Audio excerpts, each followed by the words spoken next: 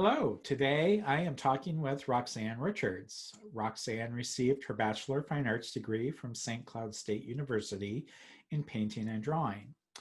She has exhibited throughout the region. Some of the places you have seen her work is the Hopkins Center for the Arts in Hopkins, Minnesota, the Phipps Center for the Arts in Hudson, Wisconsin, Riverland Community College in Austin, Minnesota, and her current exhibition, Interior Ponderings, is a virtual exhibit that you can see through the Clear Lake Arts Center. Good morning, friend. How are you today? I'm good, good. It's nice to be here. I'm excited for us to have this conversation about your creativity and your process, so people kind of get an insight into you as a person and your artwork. So let's talk a little bit about your workspace. Tell us about your workspace. My workspace is actually in my home. I do have a studio outside of my home at the Northrop King building that I use for a show space, but I consider my work a very private event, and having my space at home allows me to keep things under wraps until I'm ready to show them.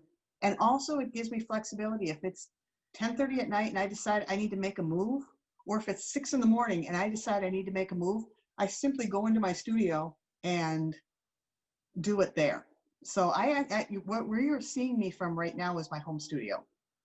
Very nice. It is helpful to have your work that available. I know there are some people that are very methodical in their practice, and some people are inspired, and it's nice to be able to stop what you're doing and go and take part of that creative part. Um, can you tell us a little bit about your creative process? How does a painting begin? How does it transform? And how does it resolve in the end? Mostly when a painting starts, it's a flash in my, I don't know if it's my brain, my soul, my subconscious, where I see something. And what I see, it's only for an instant, intrigues me. And I grab a piece of paper and a pencil as fast as I possibly can and sketch it out. And then when that's sketched out and I've kind of got an idea of what I saw, I transfer it onto a canvas or a piece of paper if I'm working with dry pastels, and start working on the piece. I'm a big believer in not getting in the way of my art. What I mean by that is while I'm working, if the piece wants me to take it into a direction that I have no idea where it's going, I let it go there. I don't try and impose myself onto the piece. I've got one thing about my studio is I write on my walls things that are important, and I also pin up things that are important in my studio. And one of the things I have pinned up is a quote from a friend of mine from a book that talks about not forcing yourself on the painting. And I think and I'm actually going to look at it right here. It says, "Be vigilant so the notion of me or mine does not arise." I consider the painting of myself and something of its own.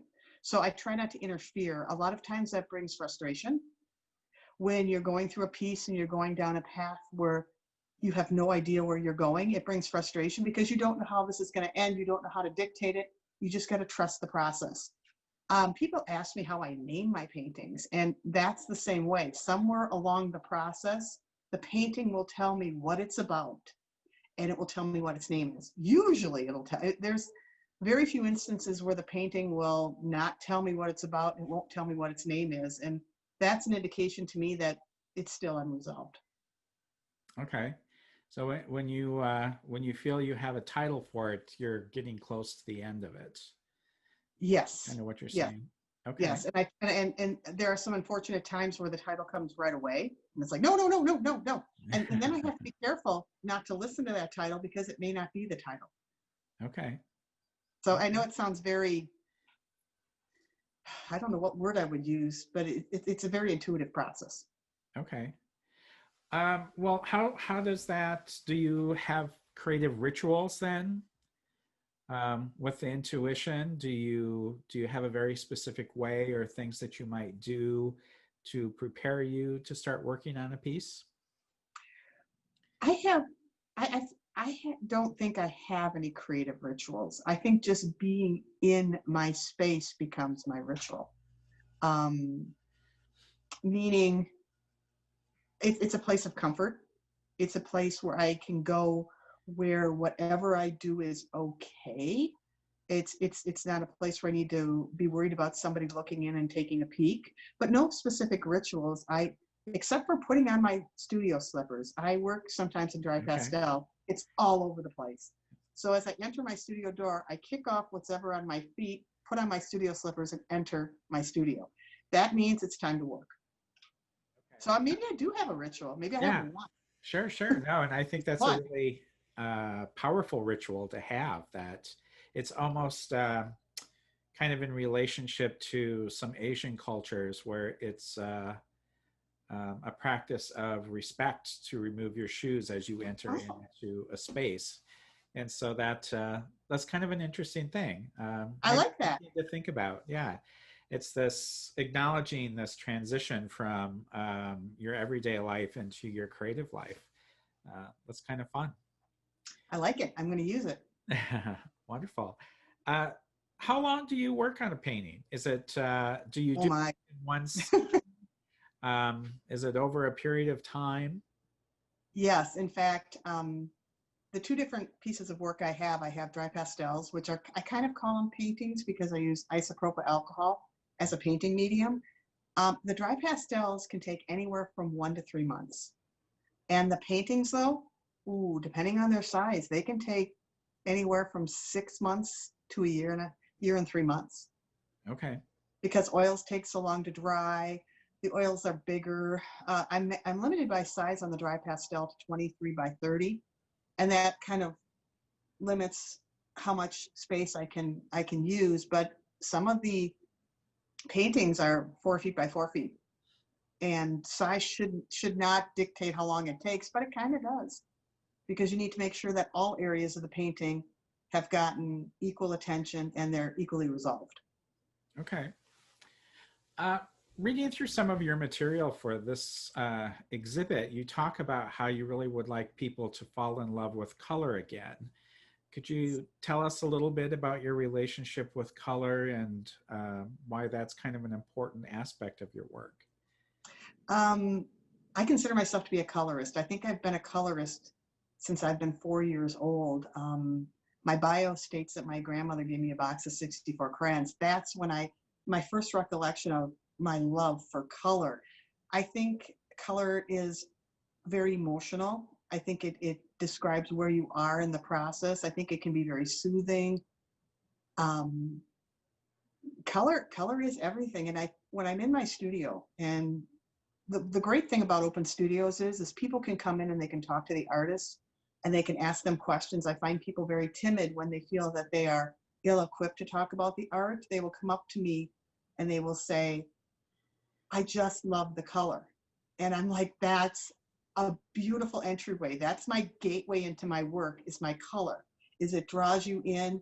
And I want you to feel the sensuousness of the color. I had a painting instructor in college who his quote was, I kind of want to take off my clothes and roll around in that color. Okay. And that's how he viewed color. Maybe that's not inappropriate. We may want to delete that from the video. But so when people say they just love the color, it allows me to talk to them about, yes, then you are already reacting with the work. You are already having a relationship with this work. And the color just brings you in. And then if you see something and you feel something from it, that validates everything that I'm doing and everything that you're seeing. Okay. Interesting. Well, I know you also talk about the use of the human form in your artwork and your love for color. Um, have you ever considered or worked where it was just purely abstraction and your use of color? That is an extremely good question. I have my artist friends are always asking me, when are you going to go to complete abstraction? And I do think that's in my future. I truly do. Um, I just need to be in that safe space and do it. I just need to do it. But I have been asked that repeatedly, and I would like to go there. I think the results might be kind of interesting. I just haven't gone there yet. All right. Soon, hopefully. You talk about your group of other artist friends and critique groups, and I in reading about some of the things you've been involved in, um, the warm group comes up quite a bit, Mm, which is the women's artist resource of Minnesota, yes. which is kind of a unique group. It's been around since the early 70s. Could you tell us a little bit about your involvement with that? And Yes, that was an extremely important phase in my art development was warm. They had what they called a mentor program. And what you were allowed to do is you were allowed to work with a mentor for 2 years. And I chose to do that. And what you do is you work on your body. You can work on whatever you want. I wanted to work on my body of work. I had a period of time, like most women have, where you cannot work for one reason or another. And I was making my reentry, and I wanted to work with a woman who could help me with that reentry process. Um, she was marvelous to work with. She encouraged me. She helped me with confidence. She helped me with, she was a colorist also, so we had that kindred spirit going in with color. And to this day, we are still in contact. I did that program back in 2009, 2010. To this day, we are still in contact, and we consider ourselves not mentor protege anymore, but friends. That seemed to be the natural transition from our relationship, because we had this close relationship with something so important in our lives. Uh, After I graduated from the mentor protege program, I stayed on with the program for a number of years, working in the background on the committee, because I felt this was an extremely important event in a woman's life. And I say in a woman's life, it could be in a man's life also. There was never anything like a man couldn't be a protege. It was just started through warm, and it was a great experience that I will always be grateful for. And I met an amazing amount of wonderful artists during that time who I'm still in contact with. are you still actively involved with the program? Are you a mentor yourself? Not at this time. I am not. As I understand, the mentor program is a little bit on of a hiatus right now. Hopefully that can be brought back when sometime in the future. Okay. Okay. Nice. Yeah, I've heard really great things about it, and I've met many artists that have been involved through the mentorship as a mentoree, and several people that are have been mentors and things. And I think it's a really great program It, for it, it, artists. Yeah. it is. Um, so let's kind of talk about outside influences on your work. You mentioned a little bit about how the mentorship program helped you develop your work. What other influences through life do you find influence how your work and what your work is about? I think my work is mostly impacted by my journey. I am trying to figure out the journey that I'm on, as we all are trying to figure out, why are we here? What are we supposed to be doing? What does this all mean? And my artwork is basically me chronicling the journey and trying to figure out what life is about. So everyday life figures in very importantly in my work, as I'm trying to figure out what's going on. My relationships with people tend to be very relationship focused. Mhm. I also look at the artwork of children. I think that children's artwork explains a lot to us. They are very unabashed in their on how they produce work. They produce the work, and they're not subconscious about it. They are not critical of it. They just produce the work, and then they are happy. And I think that that is something that all artists need to keep reflecting on. That's good. That's good to do the work, to be happy with it, to not constrict yourself, and be confident about what you're doing. So I'm constantly learning from children.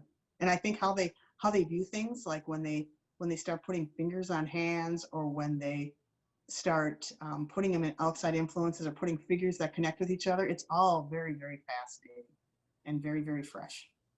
Yes, I agree. I when I personally try to teach classes, I try to help people get outside of the box of what others might think Hmm. or what the results are, and really just engage with the practice of making, because it can be very freeing and very rewarding uh, when you do that.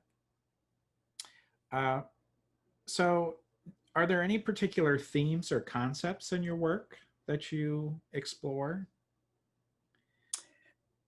Besides relationships, a lot of it is me pondering. I was kind of, and that's why the name of the show was so interesting. Um, Interior ponderings. A lot of the subject matter I based it on is not just relationships, but it's me pondering what's happening to me and what's happening in the relationships that I have. And I don't consider myself to be teaching as much as through my work or trying to explain a great truth through my work. I think through my work, I'm trying to find companionship, Mm, and I'm introducing people to having a relationship with me also, and to knowing that we're not alone, that this journey that we go through life, we can be with each other, and we don't have to be alone and be lonely during this journey, that we're more alike than we're not alike. okay. Yeah, absolutely. The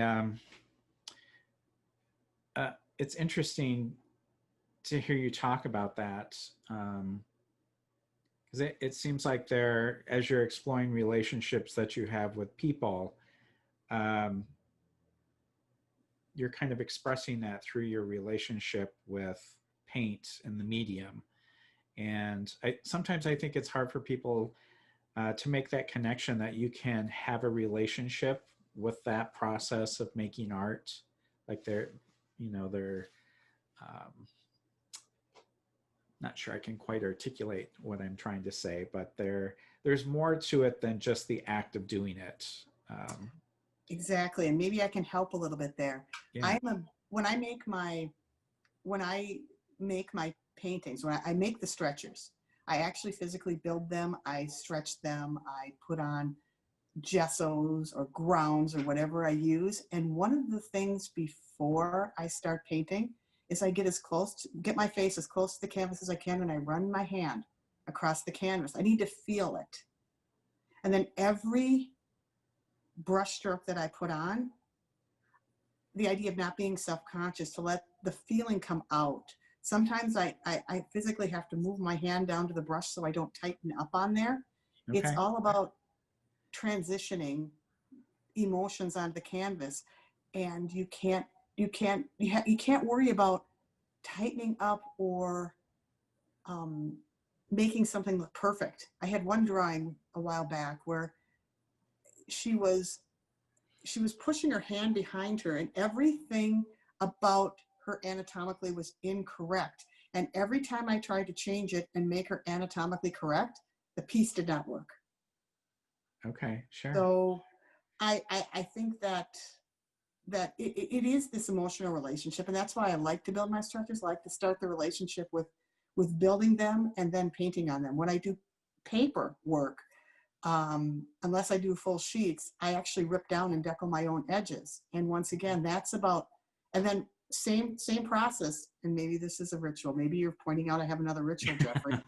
I rub my hand across the watercolor paper that's bumpy to get a feel for who and where I'm starting at. And my brushes, I've had brushes for 30, 35 years that I haven't let go of. I'm trying to keep them in good shape. Some new brushes, but some very, very old brushes that have been with me on the journey because they still have something to say. Yeah, nice. No, I think that's really great. Having a healthy relationship with your materials and your tools, I think, is part of that process of being an artist. And um, if you have that disconnect, I feel your work just doesn't come uh, to its full potential. Mhm. I love that you make your own, stretch your own canvas. I'm totally uh, in that camp. I think it's important that Yeah. artists do that. Um, Maybe the way to help people understand, it's kind of like it's like being a parent. It's like raising a child, Yeah. and you do it from the beginning, which is taking the stretcher bars and putting the canvas and putting in that labor of love of preparing it, and then as the painting develops and comes to the end, it's you've gone through the teen years and you're ready for it to go out into the world and have its own life. But I'm a firm believer in beginning from the very beginning of a painting and building that. And I think a part of that is having that connection with your tools and your materials helps you as an artist with the work that you're doing. I think it's interesting you brought up the teenage years as an analogy for working through the painting. When I spoke earlier of I let the painting be who the painting's going to be, at some point as a parent, you realize that your children are going to be who they're going to be. Mm-hmm. And as long as they're not hurting themselves or other people, it's okay. And you've got to, at some point, you let go of your child as you let it go into the world. I let go of my painting before it goes into the world. Yeah, that's great. And work That's that. One thing I think I'd like to bring up too is sometimes I've been taught by everyone who's concerned about the materials I use to be very safe with my materials.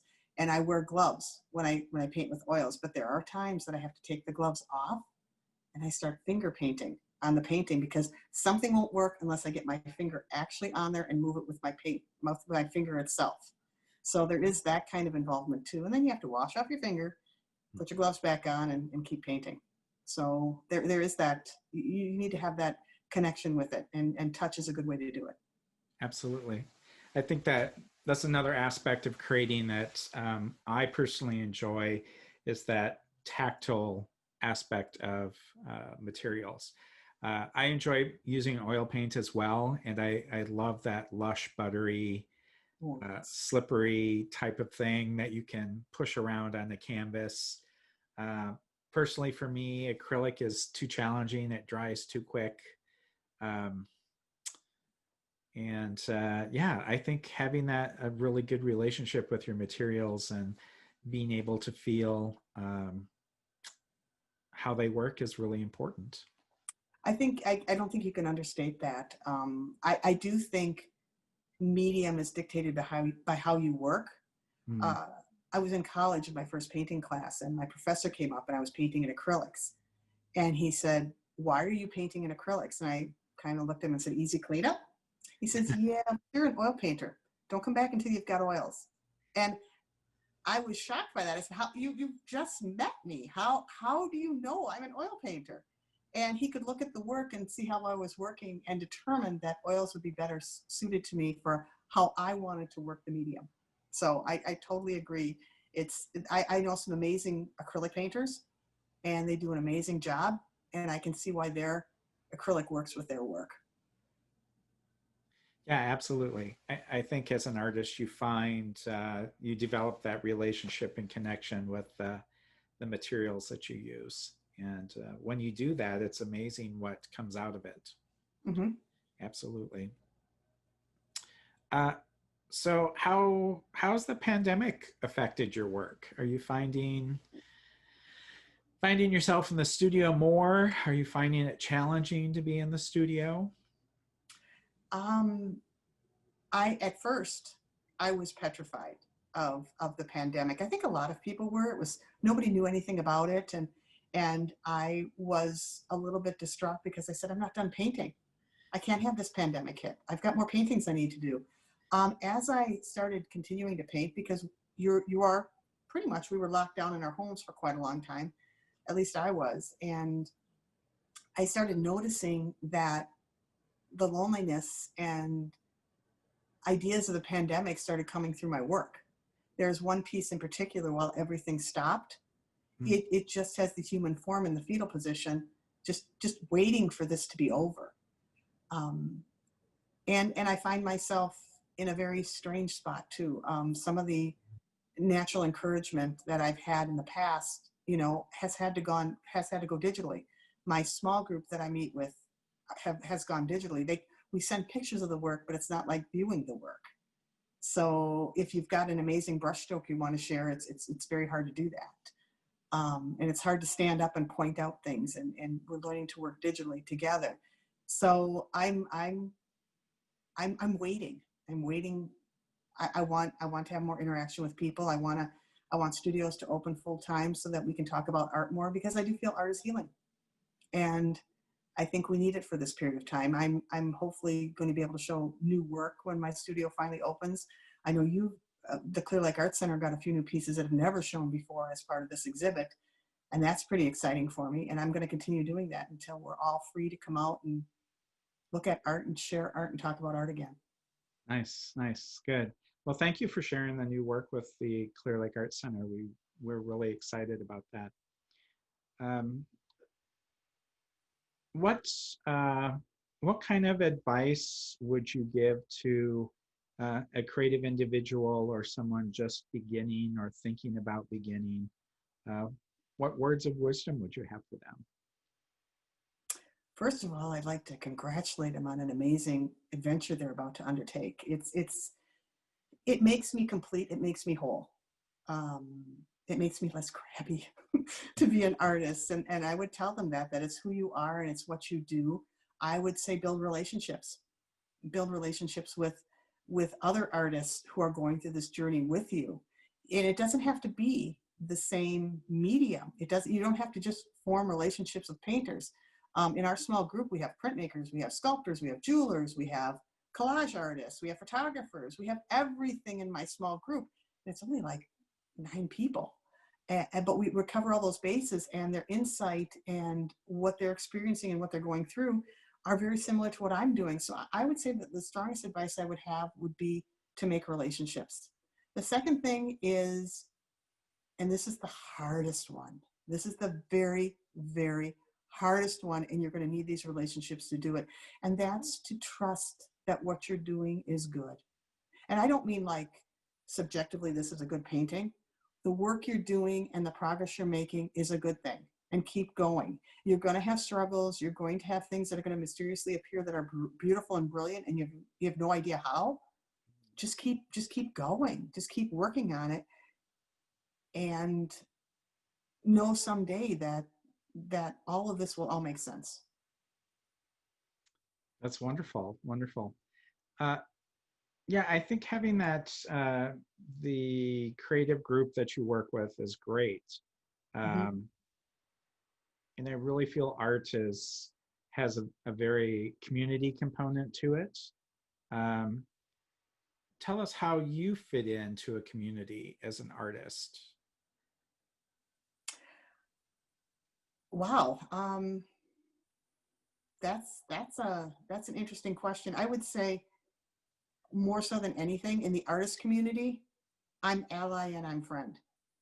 I'm I want to be as honest as I can so you can grow as fast as you can and we can go on the journey together. Um, and in the community at large, I consider myself to be a resource. I love, love, love talking about art. It is perhaps one of my favorite topics. And I like to talk to the community at large and say, don't be afraid of art. This is really who you are too. Just because I painted it doesn't mean this isn't you too. You are part of this too. So I consider myself, and I tell artists at open studios, we need to share ourselves, share our experience, and be very open about art and talk to anybody. In open studios, I'll talk to people who have never been to an open studio and want to know what it's all about, what the artists do, what's your artist's life like. I talk to budding artists, I talk to collectors, I talk to everybody, and it's all one common theme is art and the emotional impact art has on us and the healing art has and how art brings us together. So I view, depending on what group I'm in, if I'm with my friend group or my artist colleague group, or if I'm with the general public at large, my role changes slightly, but my opinions and what I think about art never change. Well, I shouldn't say never change. They're more, I try to talk from a place of sincerity. Okay, nice. Well, I think as we wrap up our conversations, are you ready for some quick response questions? I didn't mention these to you, but I think this would No, be fun. no. let's see what happens. Let's see how my brain works. Okay. Favorite color? All of them. That's All a of them? password. That's a password question. Now I'm going to tell everyone. Everyone can hack my accounts now. Because if there's a color question and they say, "What's your favorite color?" I'm going to put down all of them. because Okay. even the dirty, dirty green olive colors are so beautiful when you put them next to like an ultramarine blue. They just help every color out. So yeah, I'm gonna pull the all of them card. Okay. Favorite tool to work with? Oh boy. Any one of my brushes. I'm looking at my brushes. I just turned and looked at all my brushes. I don't have a favorite. Don't worry, guys. I don't have a favorite. Um, I would say all my brushes. I have them for a very special reason. They all have a special purpose. Okay. Current favorite artist? Current favorite artist. Oh boy. Um, I'm gonna pronounce his name. I mean, I have artists that were influences on me, Mhm. and we can talk about that. But the one that I found most recently that I think is pretty fascinating is, and I might be pronouncing his name wrong, is Peter Doig. Peter Doig. He's Sure. yes, he's from Europe, and I like his paintings. There's a lot of landscape, but there's a lot of figurative work. But also I like his theory. I was hearing that sometimes when they're putting up his paintings in a show, he's still painting on them as they're putting them up, and I'm like, I love that. So I've been fascinated by him. Historically, though, I have to bring up one specific artist historically. Um, in my early adult years, the Walker Art Center had a retrospective on Franz Marc.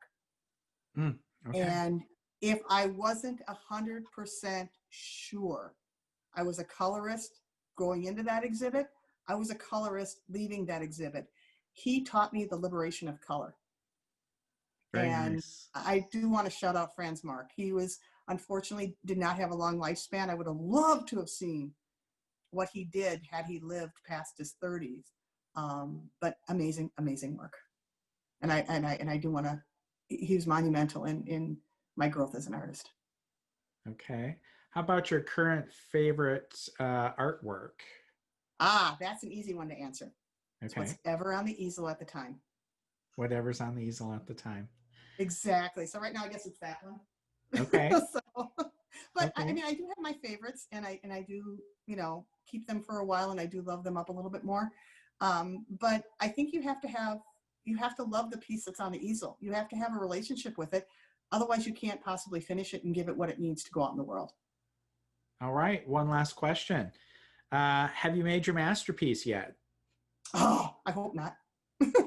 I seriously hope not. I think I'm getting closer every day, and because I think if I made my masterpiece, then everything after that would be like, ooh, hmm, this is not going to be as good. I'm hoping that's in my future. I think I've done parts of my paintings I really truly love, Okay. but not yet, not yet. All right. Well, thank you for joining us today. It was great to have a conversation with you. I am so excited to be able to share your work with the Clear Lake Art Center in our community. Any last words? First of all, I want to thank you for the opportunity. It's been amazing, Jeffrey. You've done a lot of great work on this exhibit. I'm very happy. I wish it wasn't virtual, but this is the time we're in. It's going to be virtual, and I just want to thank everybody at Clear Lake Arts Center, and thank anyone who looks at any of the work. And if they want to respond, please respond and give me any of your insights or any of your thoughts. I always want to open that discussion. Thank you. Be well. Thank you. You too. Okay, here's my board that I put my drawings on because everything gets worked on the easel. This is my 30-year-old easel. And this is where I write things on the wall, like sincere. And I write, oh, you can't see, be fearless. And then this is, I put things up on the wall so I can examine them out of the corner of my eye. And I've got great work that is influential. See, talking about kids' work, it's there. And then this is my dirty table. And as you'll notice, I've got look at how organized this is. I've got pastels with paints and tubes of oil bars. And what I have as my palette is a piece of glass that's been discolored by all the paint that's been on it. But I don't worry about it. People say, well, don't you need a white palette? No, you absolutely do not need a white palette. what you need is you need a painting service that you can pull paint up from, and because whatever you put on the palette is going to look different when you put it on the piece anyway. So, but that's my little space with all my nonsense and all my brushes. And this guy, some of these guys have been with me for a very, very long time, and they're my friends. And there's the brushes that I work with on the dry pastels are all watercolor brushes. But that's my mess. It's a beautiful mess. So, and I know exactly where everything is.